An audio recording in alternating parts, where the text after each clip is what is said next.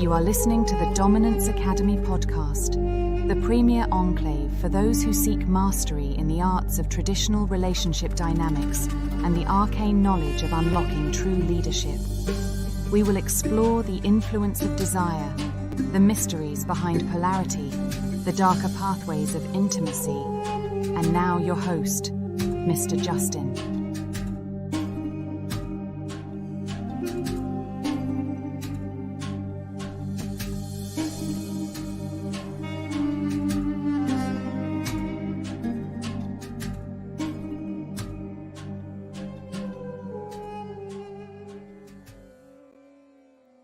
Good evening. This is the Dominance Academy, and I'm your host, Mr. Justin. Hope you're having a wonderful Friday afternoon, Friday evening, or Saturday morning if you're overseas. And we're just doing our thing here on Friday. Had myself a pretty productive day. I'm moving this weekend, so that's coming up very soon. Salute to you guys in the chat, Uncle Guns, King Solar Power. Nice to see you, and appreciate you guys who are watching this on the replay as well. So yeah, we're gonna get into some shorts that I saw on YouTube, just some ridiculous crap that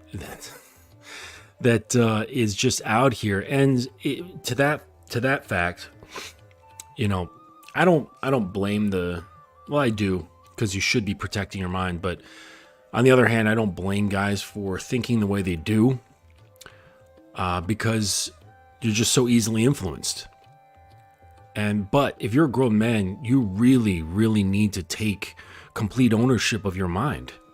You can't let all this stuff in, and you watch it and you think, oh man, this is entertaining. It's not entertainment. It's mental warfare. And you got to treat it as such. You don't think, oh man, Justin, you're taking things too seriously. No, this is my mind. This is my mind. And I'm affected by what my perceptions are. So whatever my perceptions are, then that's going to determine how I'm moving, my choices, and my decisions, how my relationship goes. All these things get affected by your perceptions. So if you're consuming something that alters your perceptions, then, or that you're not even aware of altering your perceptions, then you're kind of fucked. So really guard that mind. And if you want to learn more about guarding your mind and leveling up yourself as a man and understanding who you are at your core and how to develop it, I encourage you to go to thedominancecademy.com and sign up for some coaching. There's 3 different tiers. They're all memberships. And the last 2 include personal coaching by me. The first one is just a video library, but I say just lightly.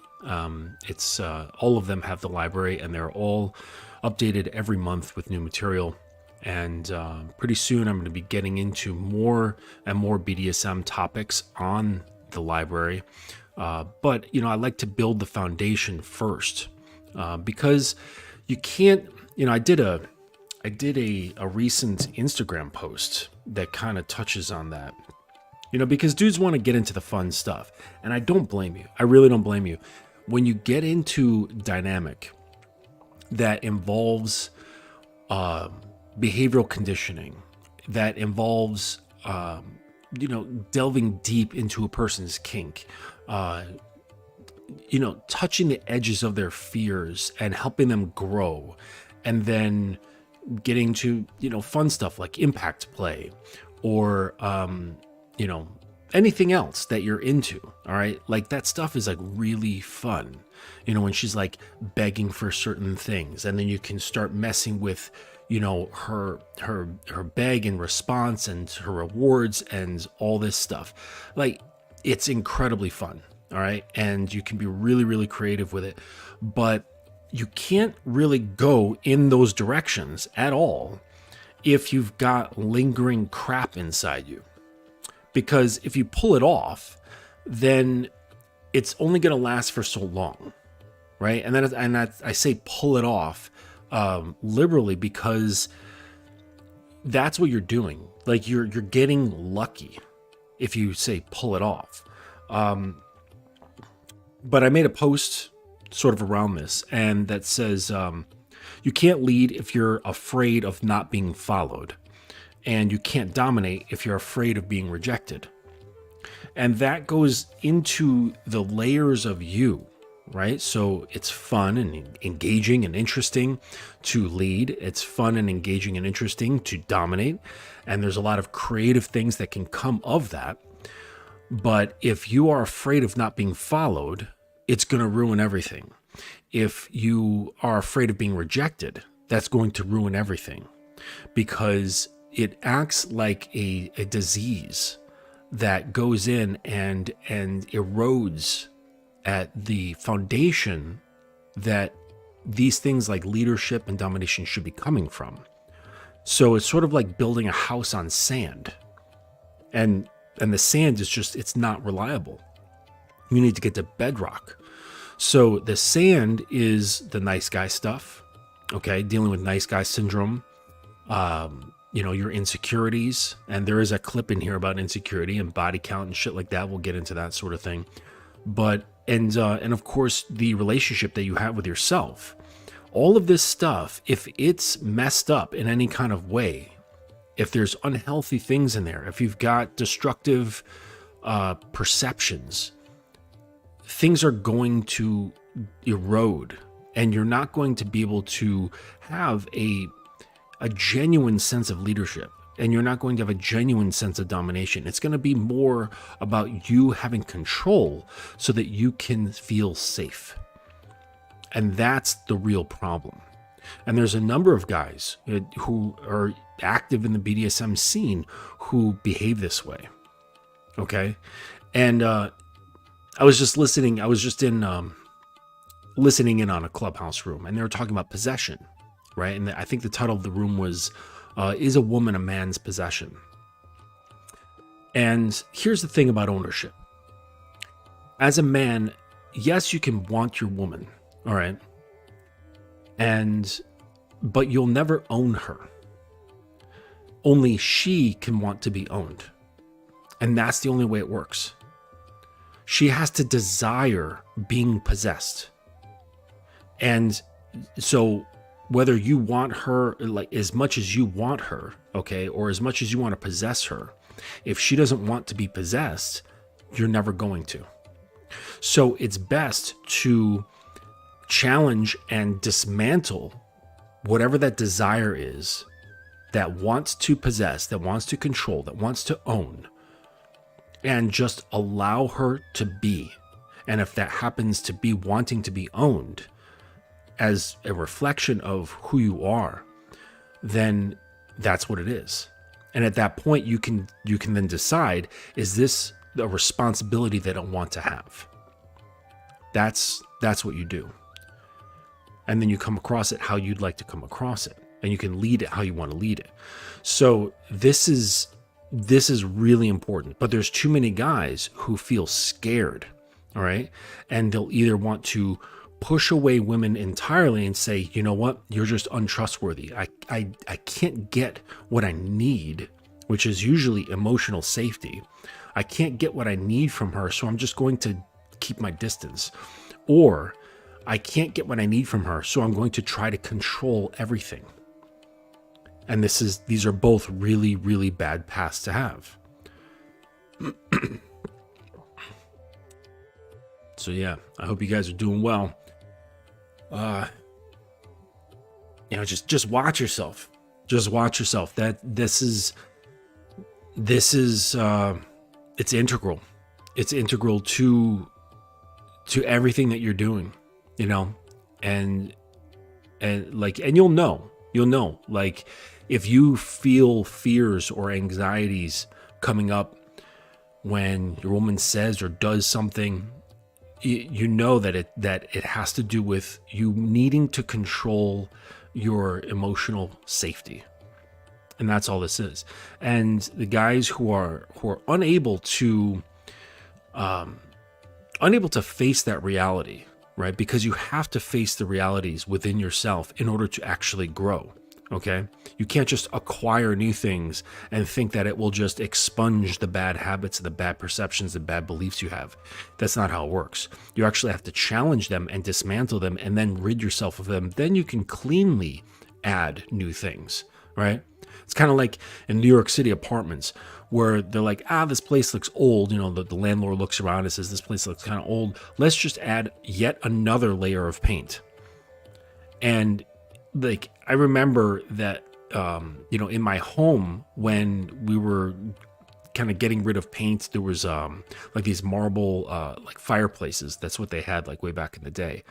And I was stripping them and I was going through multiple layers of paint, and that's what these guys do. They would just paint over and paint over and paint over. And then next thing you know, it's like the windowsill is like 5 inches thick. It's only supposed to be 2. And I would pull up the flooring and it was all like lamination type flooring. And I was going through multiple layers of this lamination. And it was interesting because I was able to see different decades based on the design style. So I saw stuff from the 80s, from the 70s, the 60s, the 50s, the 40s. There was like 8 layers of lamination before I actually got down to actual wood. It was crazy. Like, I wish I saved some pieces just so I could see it. But anyways, that's kind of what you have to do. Like, you have to go through the layers instead of just adding more and calling it good. You can't. It's impossible.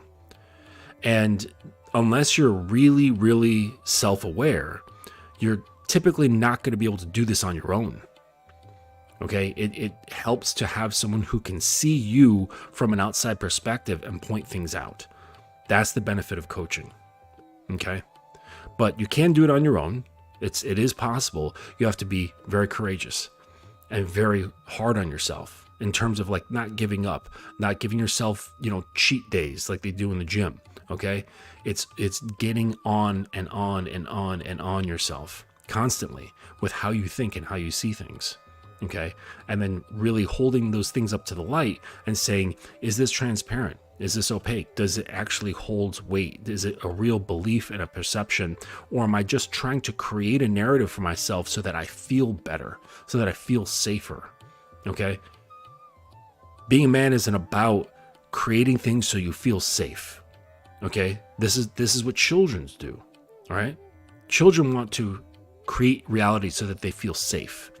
Okay, we can't do that. We can't do that as men.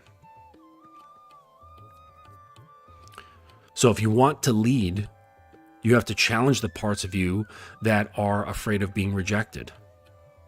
If you want to dominate, you have to, now I get that switched. If you want to dominate, you have to challenge the parts of yourself that are afraid of rejection. Because here's the thing. Like, I'm working with a guy and he's a little bit reluctant to give commands. And because he has nice guy syndrome, it's a virus in him. And the only way to rid yourself of the virus is to counteract it with doing the exact things that you're afraid to do. All right. So I'm helping him get okay with the idea of giving commands because he's afraid that she's going to go away. And I'm like, okay, well, so what if she does? What if she doesn't decide to go on the date with you? What's that going to mean? Right? And we start going question, answer. What does that mean? What would that mean? What would that mean? And it really always boils down to that I'm not good enough, that I'm not able to be loved, that she's not going to care about me. And that's what it always comes down to. Right? I don't want to make her feel uncomfortable. Yeah, because you're afraid of losing her approval. And you think that by just being very direct with what you want, that it's somehow going to scare her off. Well, if she does, that's her prerogative. Okay, but at least you're being honest. You're being truthful with who you are and what you want. And then other women are going to respond fantastically to that. And they're like, thank God I've come across a man who's not afraid to make a plan and be decisive and be able to dictate that to someone else. Right? So you have to rid yourself of the fear of her not liking you. Okay, because this is going to carry on through the dating part, through the relationship part, deeper into the long-term relationship part, if you get married, throughout the entire relationship, no matter what its status, you cannot have any ounce of fear that she's not going to like you anymore. Because if you do, it's going to change everything. It's going to be that drop of arsenic in your jug of water. And it's going to contaminate the whole thing. And then it's going to be undrinkable. And you're like, well, at least it still kind of looks like water. I've got some water. No, you don't. You have a jug of poison. It just happens to be clear. Okay? But that's not water. All right? You're not going to drink it. You know, and you can't, and you can't lead in that way if you have similar fears. Sorry. You know, like, because like in the on the other end of it, you know, if you're afraid of not being followed, it goes along with the same kind of fear. But imagine a leader who's afraid that whoever's with him is afraid that the people aren't going to follow. If his fears are great, then he's not going to be able to really possess himself of the spirit of leadership. And then he's not going to be clear. I think there's going to be doubt in there. He's going to be poisoned with doubt. And you know, you shouldn't like it, but furthermore, women don't like it when they can smell doubt on you. All right? Be sure of yourself. Be sure of your decisions. Be sure of your perceptions. Be sure of how you decide to do things. Okay? Like I had a guy recently, we were talking about how his current reality is affected by his mother. Okay? And his mother was, you know, somewhat manipulative, somewhat controlling, and she would ask him to do stuff. And what would happen was, he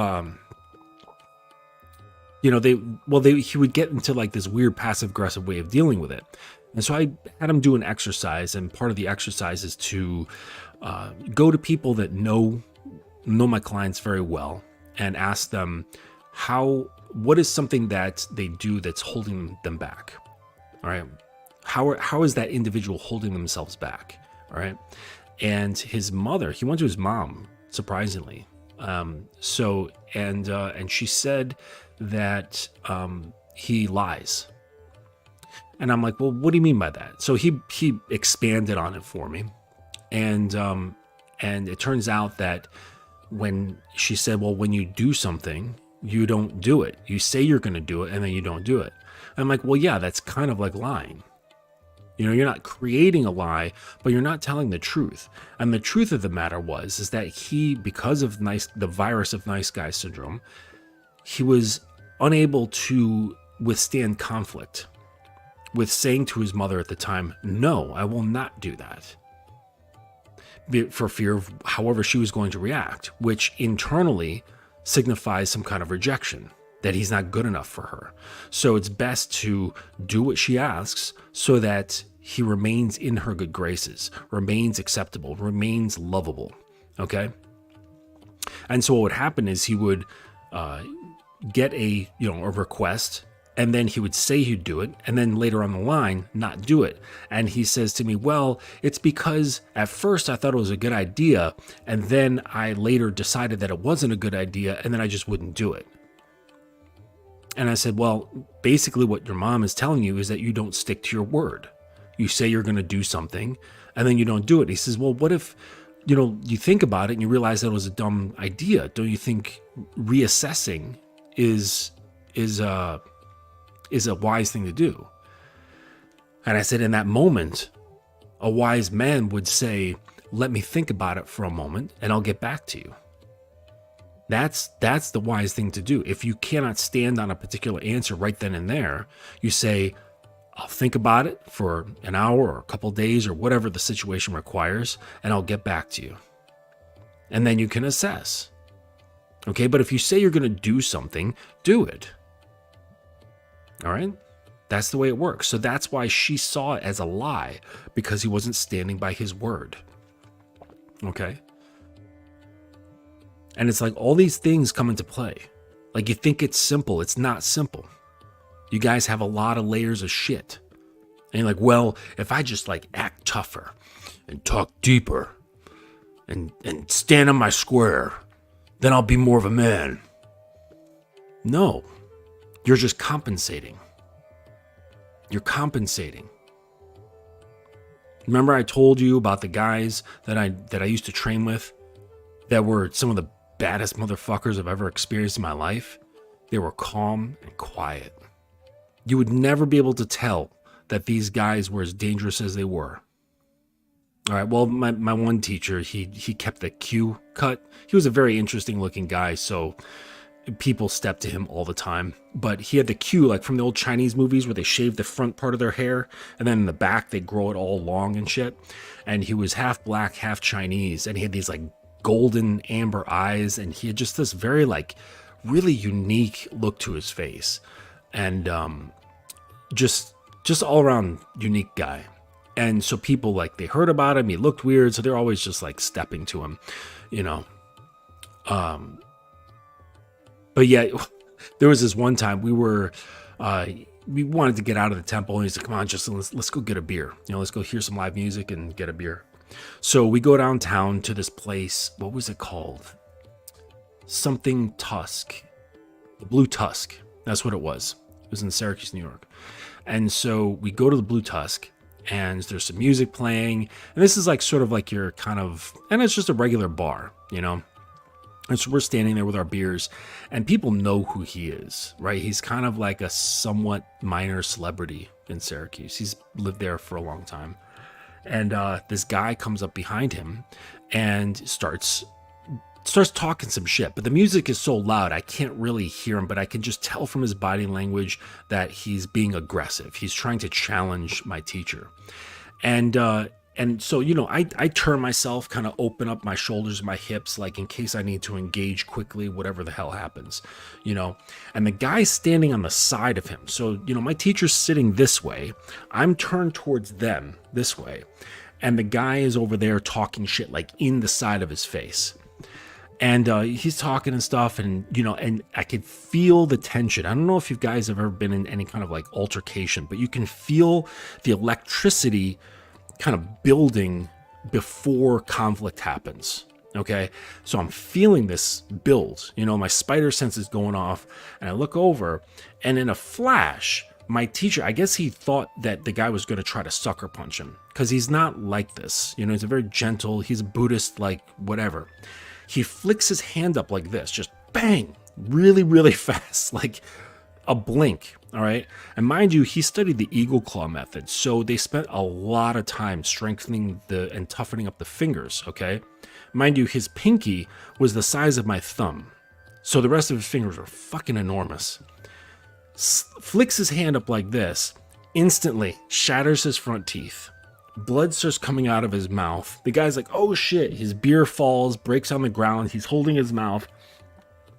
My teacher flags over the bartender to get like a wet towel, grabs a wet towel, doesn't even get up at this point. Like he's still calm and relaxed, gives him the towel to like hold. He's still sitting there, right? Kind of freaking out, but like he's still there. Put the wet towel in his mouth, you know, suck up the blood and shit like that. I still can't hear anything. My teacher's talking to him, okay? And then he calls the bartender over again, brings over 2 shots of Jack, a couple of beers for him, and they're talking. He then stands up and continues to talk in his ear. Next thing you know, they start laughing. He just had his teeth knocked out. All right. Starts laughing. They're both yucking it up. He's got his arm around the guy who he just smashed his mouth. Okay. And now he sat down and they're sharing beers. Okay. I wish I could hear what he said, because that's some serious level game right there. But he completely changed the whole situation, took control of it and changed it. Didn't even break a sweat, didn't change his demeanor. He stayed the same dude the entire time. Okay? So I'm saying that it has nothing to do with the fact that you can deepen your voice and stick your chest out and act tough and seem threatening. Okay? It's a cope. It's an absolute cope. This dangerous man just destroyed this guy's mouth with a flick of his hand and was smiling. Not out of like, I'm destroying you, I'm dominating you. He's just smiling because he's pleasant. He has a pleasant air and understanding about him the entire time. And yes, solar power is grounded. And then he diffused it and then redirected it. And they're fucking laughing. Now, he probably paid for his dental bill or whatever, you know, but the fact of the matter is that he was the same guy. He was not thrown off at all by someone threatening him. Okay? So just keep that in mind, you know, like power, true domination, shit like that. You don't see it. You don't see it. You feel it. And this is something that women can pick up on. Women can pick up on the feeling that they get from being in your presence. Okay? So let's get to sharing the screen. All right. Psychologist. Let's do that one. These guys. This whatever shit is fucking ridiculous, man. Yeah. No, I guess I'll do this one. Okay. Whatever podcast. All right. Here we go. What do you think is the biggest red flag in a woman? Oh, yeah. So externalizing.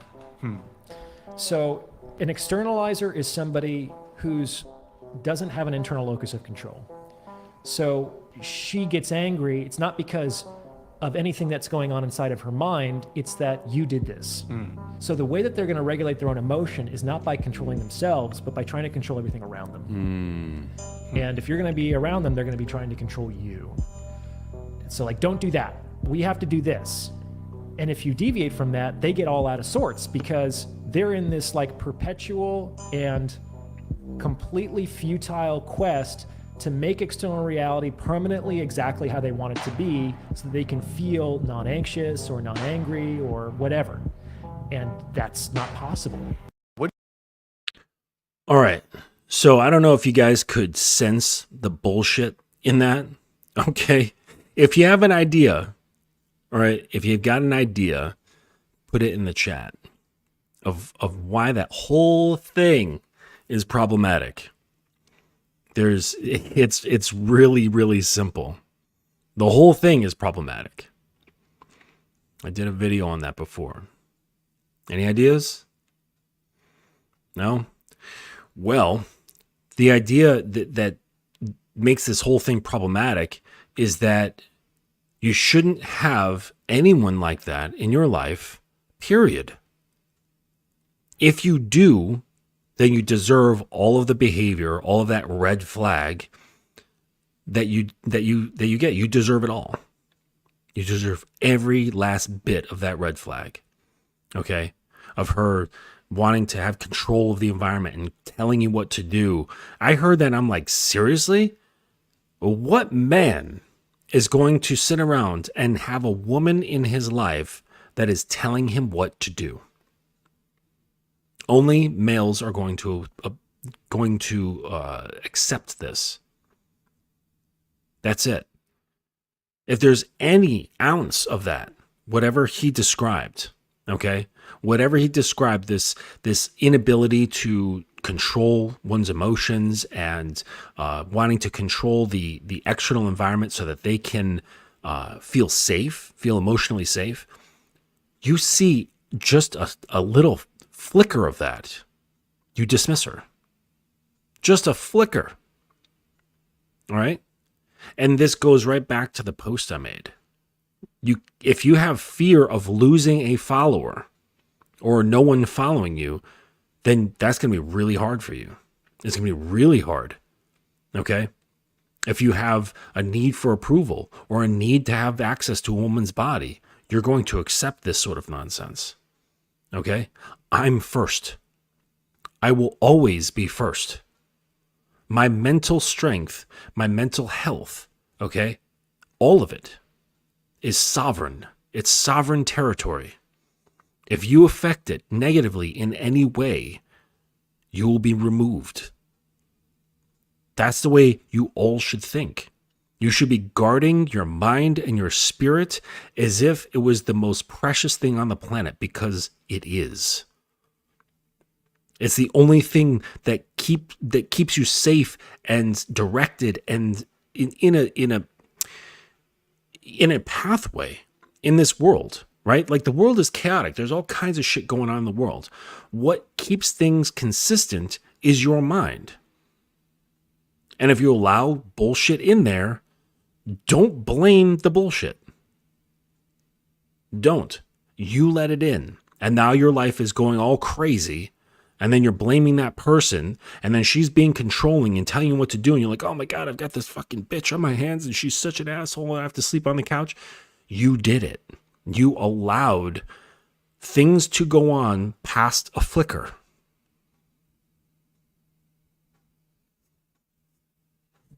That's your problem. So yeah, that's what you deserve.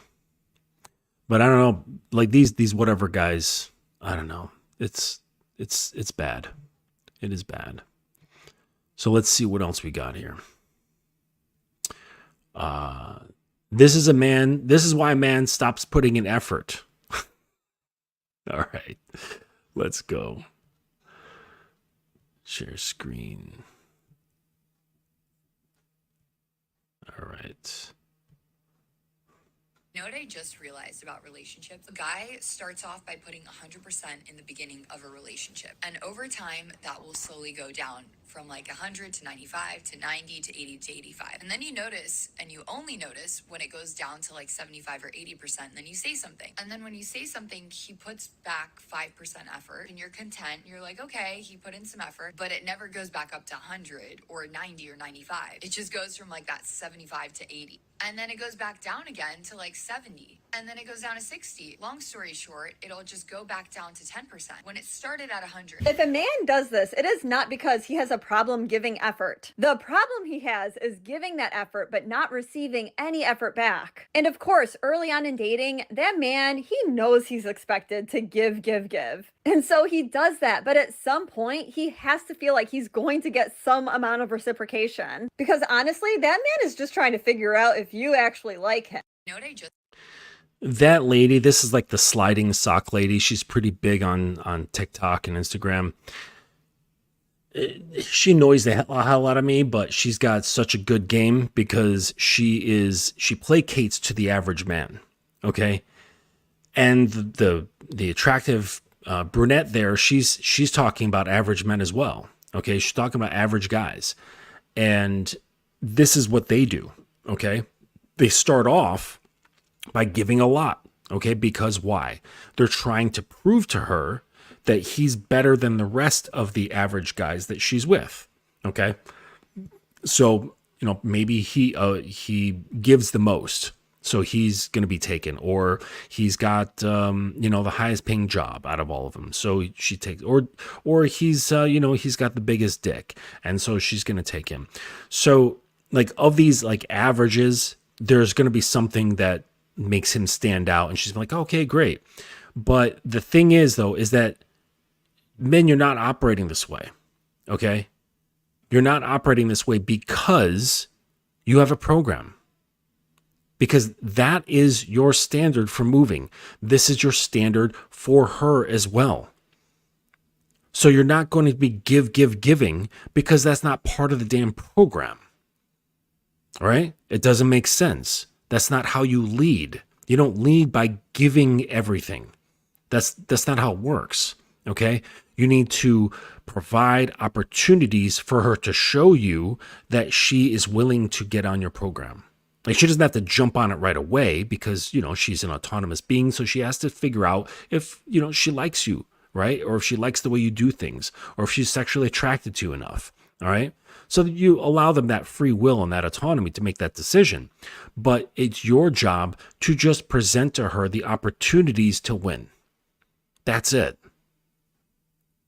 But regular guys, they don't have a program. So what do? They rely on the things they can do for her. Okay. It's a completely different mindset. Like, it's not even on the same coin. It's a different coin altogether, right? Because the other side of the coin is not giving anything, okay? That's the guy who's like, fuck this, like these hoes, they're just here for fun. They're just pleasure, they're just holes, right? And that has no leadership either, okay? That doesn't have a growth mindset. That doesn't have a vision. That doesn't have anything that's long-term, right? And if that's your thing, like you don't have like a long-term idea, long-term position in this world, that's fine. That's fine, okay? But understand it doesn't go anywhere. Just like giving your all doesn't go anywhere. Because when you do that, and this is what most guys do, it sets a certain understanding and a certain expectation. And then it drops down, and then you're like, oh, I need to get her a diamond necklace for her birthday. And then it's like, oh, well, this year I need to get her a diamond necklace with 2 big diamonds on it, okay? And then 3 big diamonds. And then we got to take a cruise. And then so he's got to constantly up it based on a standard that he has already set, okay? So he basically dug his own grave. And this is why, like in the same sense, like when you're, say, just on the meeting up for the first time and you're dating, to take it easy, all right? Relax. You don't have to go overboard. A simple cocktail together at a place that serves, like tapas or just small stuff, not a dinner place, but something that if you were to get hungry, there would be a little bit something there to kind of snack on, And I joke about this with my girlfriend because when we had got together, like our first meetup, it was only a wine bar. I don't even think, maybe they have like olives. That's it. I didn't even get that. She's still getting on me that we haven't been on a first date before. It's like an inside joke. But yeah, we just had wine and there was no food and she went home hungry. And she was like, am I really going to give this guy the time of day? And she said, yes, I am going to give this guy time of day. But anyways, just be careful about how you move because, like the girl said, you put in 100%. Where are you going to go from there? Where are you going to go from 100? 101? What the hell does that look like? Okay. So you have to just gauge yourself. Okay.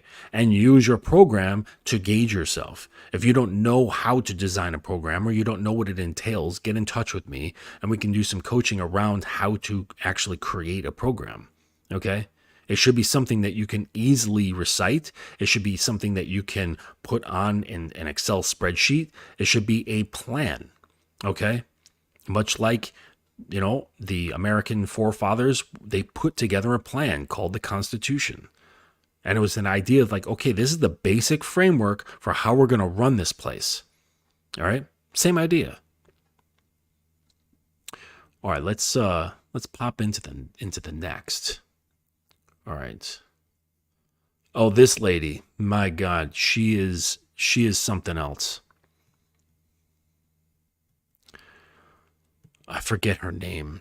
She's like some like weird, like spiritual healer type, something like this. But she has a very good point about nice guys. Very, very good point about nice guys. Nice people, especially nice guys, are super narky, profoundly narcissistic. It's an instinct to self-preserve. And that's where, as a female, you can't be with a nice guy. Why? Because the nice guy's going to let the lion eat your throat for the sake of his own safety. It's, I need you to like me so that I'm safe. Niceness specifically is a behavior that is an adaptive strategy designed to keep you safe within the social stratosphere. So we're going to behave in this way that makes you like me so that I'm safe. That's nice. Kindness comes from a much more grounded, rooted place where you're able to actually practice love. Love is to take the other as a part of the self, period, the end. It's not all this fancy other stuff that we like to make love mean, like, oh, positive focus and appreciation and whatever else, right? I want the person. It's really just as simple. I take you as a part of me. Now, if somebody is able to do that with someone, they are taking the other person's best interest as a part of their own. Now I'm able to act kind because what I'm able to do, it's not about you liking me. It's about me acting in your best interests. Nice people. Yes. Yeah, her name is Teal Swan, and she's a bit loco, but You can see it in her eyes, but she is quite brilliant on a number of topics. She just happens to have like a little bit of a cultish following. But yeah, niceness, okay, for you guys who think you're so nice, all right, you're not. You're not. You're a selfish bastard. You are completely in self-preservation mode, and you use people. You use people so that you can feel safe, so that you can maintain your position within the social strata. Or when it comes to dealing with women, so you can stay within their strata of their good graces. And it's entirely creepy. And you don't think it's creepy because on the surface, you look at the behavior, you look at his words, and you're like, yeah, it's cool. Like he's not an asshole. He's not punching people in the face, like whatever, you know? He's a nice guy. Well, if women get entangled with this nice guy, he's only using her. You nice guys, or you guys who have, it's not a nice guy, all right? I like to separate it. It's not nice guy, it's a virus, okay? It's nice guy sickness. It's nice guy syndrome. It's nice guy pathology, but it's not who you are, okay? So if you have this, don't think that you're like, this is your identity. It's really not, okay? You're just sick. But the nice guy is a virus that is self-preserving. It has no real concern about other people. You just want to use people so that you can feel safe, so you can feel good about yourself, and that ultimately you can pretend that you're being loved and cared for. You know, but like she said, you actually can't have love in that position. You have to let go of all that bullshit and actually have genuine care, genuine integration for another person as you're caring for yourself. I care for you as I care for myself. That's being kind, right? Now, of course, it's based upon merit, right? This is how men operate. We're not going to be kind to just every single person, right? It's based around merit. So in order to have my kindness, you must be in such a way that elicits the kindness. Make me care about you. Present the opportunity that I can give a shit about your existence. Right? It's about providing positions to win. You want my care? Provide the position for me to win in that situation. If that's what you're really after. All right? So, but if you've got nice guy syndrome, I've mentioned this before, check out Robert Glover's book, No More Mr. Nice Guy. It's the definitive source on nice guy syndrome. It's a great read, and I suggest reading it more than once. Okay? I have my guys read it at least twice, one towards the beginning of the training and one in the middle. And mostly it's so they can see the difference, right? Because at first they're very much identifying with it at the beginning of the training. Then as they go through some of the training and they're relieving themselves of this virus, then they can read it again and go, holy crap, this used to be me. I used to think like this. I used to be this hungry for people's approval. I used to use people like this under the guise that I was really nice, that I was actually helping them. That's disgusting. And then there's an element of shame in that. Thinking, my God, how could I have been this way for years and years? It's bad stuff. So yeah, I don't blame women for not wanting to fuck with nice guys. And they're actually pretty brave if they're deciding to just use them, because nice guys can snap. Right? Because underneath a lot of them, underneath the layers of that really nice exterior who's super helpful and all that stuff, there's a hurt, angry child. And if you've ever experienced a hurt, angry child who is a little like unhinged, like they're not disciplined, they can do just about anything. Right? I've seen videos that there was like this 5-year-old lost his shit, and grab something like heavy or whatever, smashed their parents' like flat screen TV, smashed up the whole living room, broke lamps, windows, all sorts of stuff. The kid went bananas. All right, now that's definitely not going to happen in my house, but the kid just lost it. But that same kid, that angry, hurt kid, is underneath all of that nice guy shit. It's just buried, and it's small and condensed. So if it gets out, I pray for those women, because they're the ones who they get these violent stalkers. That's who they are. You're not going to have a grounded man, right, who sits with a strong spine and a good set of balls stalking a woman, okay? Shit. We don't even follow them on Instagram. I don't even follow my girl on Instagram. There's none of that stuff, okay? Because we're not hungry that way. We're not thirsty that way. We're not grasping that way at people, at life, whatever, okay? We just let things be. But these guys, they can't. They can't, because they're scared, and then underneath all that, there's often rage. So, ladies, you're playing with fire if you start messing with a nice guy, thinking that he's this Prince Charming, and really he's the real enemy. He's the real villain in the story. So, King Solar Power, any other books I would recommend? Yeah, man. So there's this old book that's pretty good. It's called Iron John. You can find that on Amazon. Iron John is a great classic read about male groundedness, okay? Being a masculine man, but it's old school, right? But here's the thing. Like, none of this ever changes. It hasn't changed since we crawled out of caves. That's the way it goes. So yeah, Iron John, that's a great book. If you want a good primer to dominance in BDSM, there's a book called, The Heart of Dominance by Anton Fullman. All right. I forget the author of Iron John, but The Heart of Dominance by Anton Fullman. That's a really good primer, just to get like the basic idea around dominance in a dynamic type relationship, a DS relationship. Fantastic book. He's probably one of the best writers on the subject that I've come across. There's a lot of crap on Amazon, frankly, when it comes to reading about DS relationships.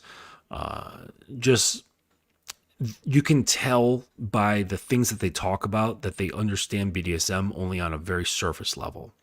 And Anton has written a book that you can tell he comes at it from a very holistic place. It comes from first a strong seat of a man. And it's not about the things you do. But he does talk about that stuff. But you get a sense that he's just, he's there. He's on the level. So let's look at this last clip. I saved the best for last. He's insecure, so what?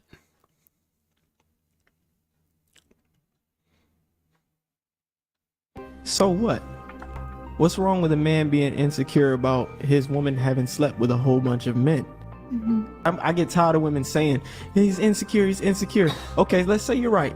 So what? Now what? Yes, I'm insecure. I don't like the fact that you slept with a whole bunch of men. I don't like the fact that you were a sperm depository, a cum dumpster. I don't like that. Now what? Now that I've admitted that I'm insecure and that it bothers me because I'm worried about your fidelity, your loyalty to me. I'm worried about if you're going to fall back into your ways, your habits, that when you were sleeping around with these men, that is going to reveal itself in our relationship. I'm worried about if you're going to cheat. I'm worried about all of these things. That is I'll probably play that twice because it's short, but this is coming from a place that already doubts one's own ability to be influential. So I'll tell you this.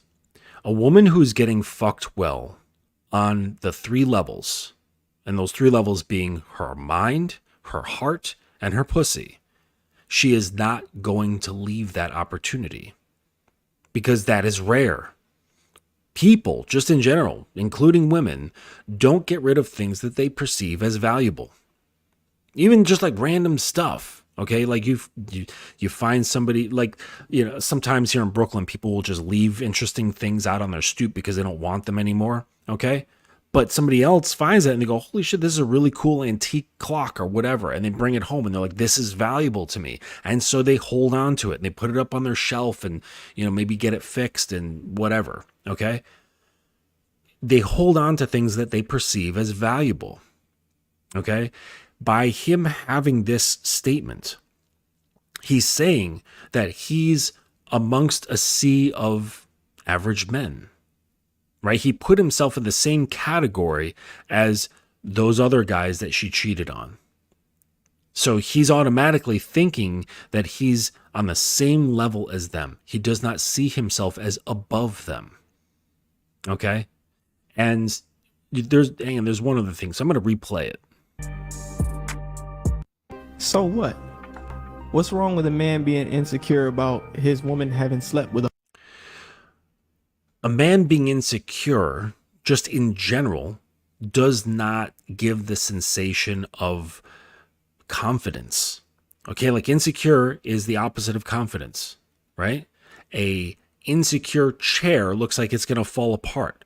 A chair that you're confident in looks like it can hold your weight. Okay, so just off the top, insecurity implies weakness. It implies instability. Okay? with a whole bunch of men? I get tired of women saying, he's insecure, he's insecure. Okay, let's say you're right. So what? Now what? Yes, I'm insecure. I don't like the fact that you slept with a whole bunch of men. I don't like the fact that you were a sperm depository, a cum dumpster. I don't like that. Now what? Now that I've admitted that I'm insecure and that it bothers me because I'm worried about your fidelity.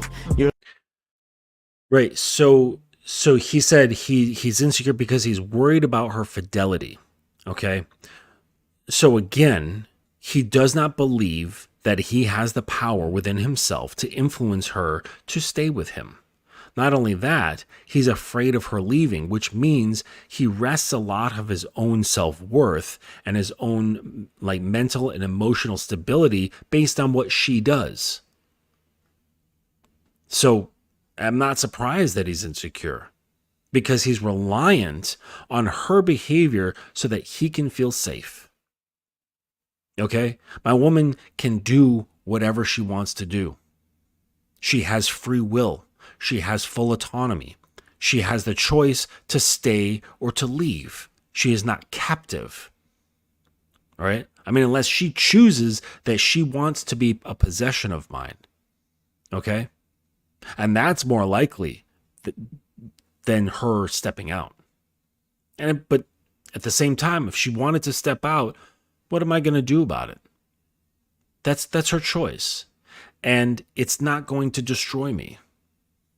It's simply not, because my emotions, the integrity of my emotions are not tied to what she does.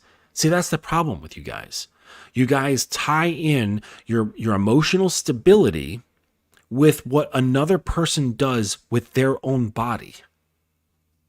Make that make sense.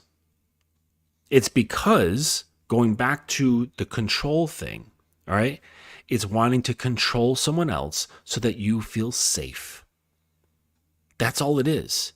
It's trying to control by being safe.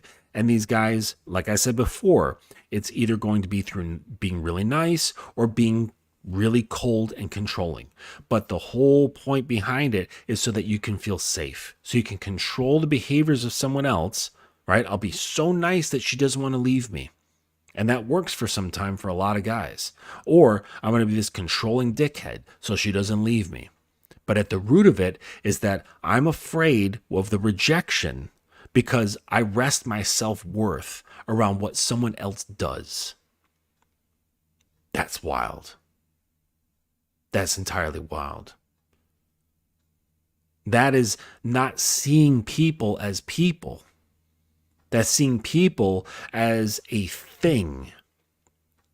And the nice guys will say, no, I never objectify them. No, you have. You've objectified them into a drug. Both of them have. The cold dude is just going to control her and use her. And the nice guy who's subversively trying to control her. It's both objectifying women.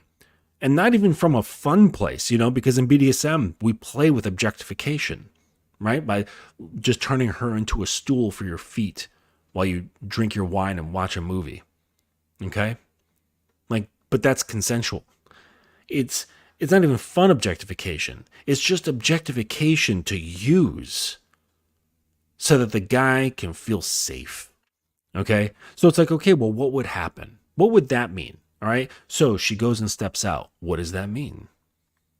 I guarantee that this guy, if he truly feels this way, instead of just presenting the argument, I guarantee that if you whittled it all down, you took off all the layers, it would mean that he is unlovable because he has grown up with the certain something that needs that sort of thing in order to feel valuable. It needs the outside, specifically women, to feel valuable to oneself because he can't supply it on his own. So he's scared that if he's in a situation that could possibly lead her to leaving him, that means he's worthless. And he doesn't want to feel that. So he's going to avoid any situation that could possibly lead to that. And in his head, he thinks, well, if she's been with other guys, then that means she's going to continue to be with other guys. And it's just my turn, right? For all you red pill aficionados, right? It's just my turn. I can't possibly even remotely consider the notion that she could be addicted to me, to want to be possessed by me. That's unfathomable, right? Because it's impossible for someone who rejects the self to even consider thinking this is a possible reality. This guy, he's probably on the road to being blackpilled, guaranteed. Your loyalty to me. I'm worried about if you're going to fall back into your ways, your habits, that when you were sleeping around with these men, that is going to reveal itself in our relationship. I'm worried about if you're going to cheat. I'm worried about all of these things. And the thing is that, people don't cheat for that sort of thing. They don't cheat. Oh, here's another good book. Okay, if you want to learn about infidelity and the shit that actually goes on a psychological level and with infidelity, all right, King Solar Power. This is for you. It's called Mating in Captivity. Mating in Captivity by, what's her name? She's, Esther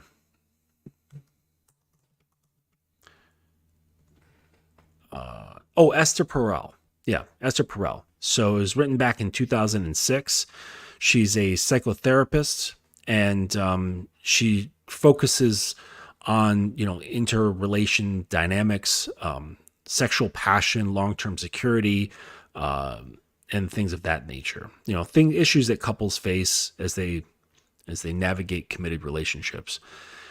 And but yeah, it's a really, really well-written book. And there's a number of reasons why people cheat. People think that, it's just because they want to fuck. No, sometimes it's something as simple as wanting variety. But understand what I said about the value thing, all right? If you're getting your needs met where you are, and if what you perceive having is valuable, meaning that the woman's mind is getting fucked, her heart is being fucked, her body's being fucked, and fucked well, there's going to be very little chance of saying, well, I want to just do something else just for the fuck of it. All right. It's not that simple. So if you really get into the layers of cheating and infidelity, it's not as simple as people think. All right. The thing is that what a lot of guys do, well, and women do the same thing, is you take your own subjective experience and your own subjective perception of things and apply that to other things, right? So, for instance, a guy might cheat simply because he wants to feel another pussy. He just wants a little bit of variety in his life. So and guys, like, I know this. Like, I know I could sleep with another woman and it will not change the way I feel about my woman at all. Not one bit. And I know there's a lot of men who are like me as well. They can be with their woman, have sex with another woman, and not really care. Not really care. And he could still love his woman exactly the same. Okay? So they take that logic from their own subjective experience and say that women can do the same thing. And that's typically not the way women work, right? Typically. Maybe there's going to be some outliers, but typically women aren't just like, hey, you know, I just want to try some extra dick, right? And that's because their emotions, their mind, their emotions, their spirit, and their body, they're so intertwined that it takes a certain kind of woman, and I would say a fractured woman, okay? A fractured woman where those ties are not fully together. They're the ones who are able to just be, sexually active and have no qualms about it. Just want some variety, not have any sort of emotional bonds at all. All right. But typically speaking, most women will have a bonds, this just innate connection, because it's linked to their biology. Okay. Because that's what allows them to stay with the one child that they make. Okay. Because women, I mean, unless they're having twins or triplets, they produce only one child. So it creates, their makeup is what allows them to stay bonded. Okay. Typically, this is how women are. They have these intrinsic links between their mind, their emotions, their physical body, their spirit. And so when women cheat, it's because of other things, not just, I want to feel a different dick, right? It's not the way guys. So when guys do this, that's the way they are. And then they just, extrapolate and go, oh, well, then that's what women are. No, women are not operating that way. Not for the most part. Okay. For the most part, women are not operating that way. So when women cheat, it's for different reasons. It's for different psychological reasons. It's for different emotional reasons. Okay. It's not as simple as just new dick. All right. It's pretty complex because, I know that, like, in this culture of TikTok, that we want to make quick, fast quips about people and situations. And we just need like a buzz phrase, right? And that's what our minds are becoming conditioned to. Well, not mine, because I don't use TikTok, but that's what minds are getting conditioned to. They're conditioned to just that one liner that's really, interesting, that might be heavy hitting or whatever. And that, seems like it holds a lot of truth. Okay. But human behavior is extremely nuanced. This is why there's fields of study called psychology, right? That have been going on for decades, because we still don't know. We only use like a certain portion of our brain for conscious thinking. What the fuck else is there for? So there's tons of brain activity where our behaviors are being affected that we know nothing about. We only know a tiny bit about how the mind works. So to say that, oh, it's just so simple, she wanted some extra dick, like that's not how human behavior works. There's layers to it, right? Just like looking at the virus of nice guy syndrome, and you say, well, why did he do that thing? Oh, it's because he's a simp. Okay? Because he really wants to get laid. He doesn't get enough pussy, and he was taking her out and spending a whole bunch of money because he was having the hopes of getting laid. Is that really the real reason? Because there's layers to it. There's layers. I experience it every week. You look at it and it's like, oh, wow. Back when you were 4 years old, you and your mother developed a really, bizarre codependent relationship. And she used you and mentally, formed your minds to be in a certain way. And this cascaded all the way up through your young adult to becoming an adult and all that stuff. Teen years, the whole bit.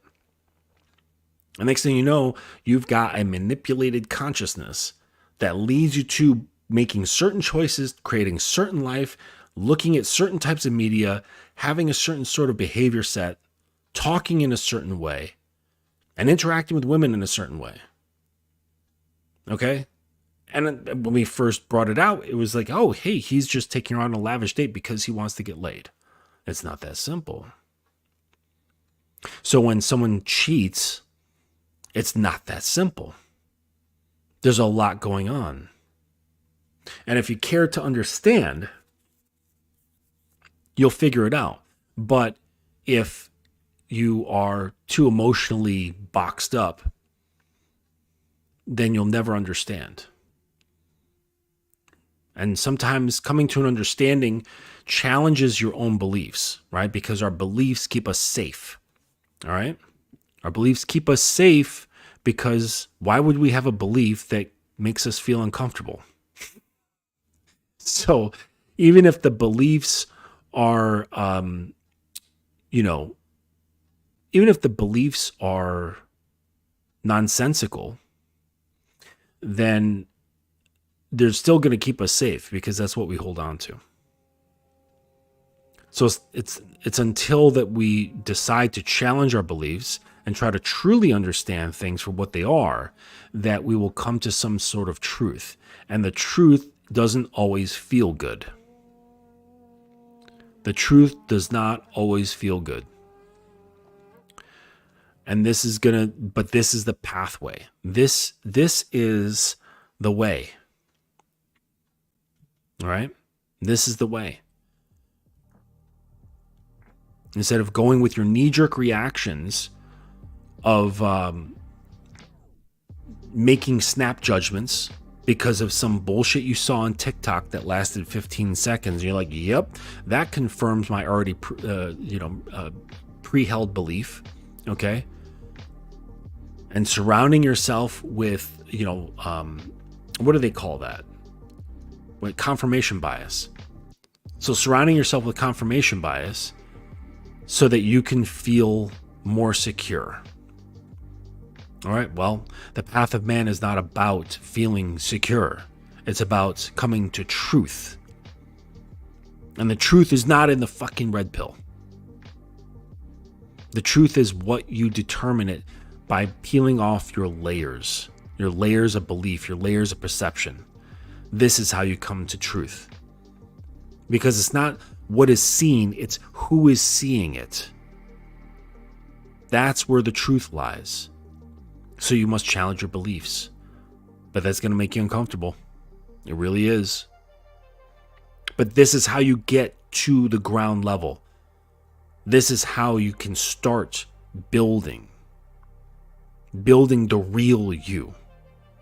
Okay? Instead of adhering to fucking Tate-isms and, Tomasi-isms and all that other bullshit. Okay? Just get rid of it. It doesn't serve you. In fact, it's poisonous because it's yet another thought that you're consuming that isn't yours. Think for your goddamn self. See with your own eyes. Hear with your own ears. Speak with your own mouth. Act with your own body and think with your own mind.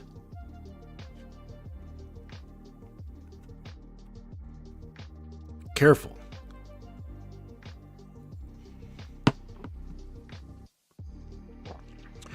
All right. Well, I'm going to wrap this one up. We've been going for about an hour. I appreciate everyone who has come through on the live. And I really appreciate the support. And I thank everyone who's coming through on the replay. I thank you as well. Please go to thedominanceacademy.com and check out the various tiers of coaching, as well as the downloadable PDFs on there. about attraction and desire. I have another book coming, after I do this move. I'll be working on that soon, and that is about how to be a fantastic lover. And it's going to be going through all sorts of things, some basics for some guys, like how to kiss, how to use your hands, how to make a girl squirt, how to build, orgasms on command, how to train her for deep throating, how to approach anal, all sorts of stuff, right? How to create basic scenes. So it's gonna be a good book. Lots to write. But I'm excited. I'm looking forward to it. So yeah, that's gonna be my thing. So I'm gonna go chill. Maybe play some Last of Us 2. It's a pretty good game. And we're gonna get out of here. All right, we out.